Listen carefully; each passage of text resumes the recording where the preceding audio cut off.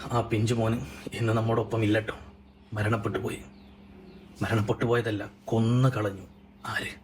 സ്വന്തം അമ്മയും കാമുകനും ചേർന്ന്. 52ഓളം മുറിവുകൾ ആ കുഞ്ഞിൻ്റെ ശരീരത്തിൽ ഏൽപ്പിച്ചു എന്ന് പറയപ്പെടുമ്പോൾ, സിഗരറ്റ് കത്തിച്ച് അതിൻ്റെ കുറ്റി ശരീരത്തിലേക്ക് വെക്കപ്പെടുമ്പോൾ ആ കുഞ്ഞ് അനുഭവിച്ചിട്ടുണ്ടായിരിക്കുന്ന വേദന എത്രമാത്രമായിരിക്കുമല്ലേ. മരണ റിപ്പോർട്ടിൽ ഡോക്ടർമാർ പറയുന്നുണ്ട്, ജനനേന്ദ്രിയത്തിലുള്ള രക്തസ്രവം കൂടുതലായതുകൊണ്ടായിരുന്നു മരണകാരണമെന്നുള്ളത്.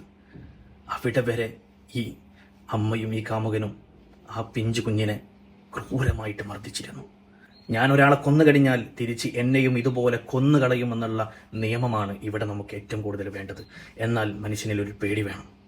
ഒന്നും വേണ്ട, സ്വന്തം മക്കളെ സ്നേഹിക്കാനുള്ള ആ ഒരു കാര്യമെങ്കിലും ഇതിലൂടെ കിട്ടിയെന്ന് വരും. എത്രമാത്രം കൊലകളാണല്ലേ നമ്മൾ കണ്ടുകൊണ്ടിരിക്കുന്നത്.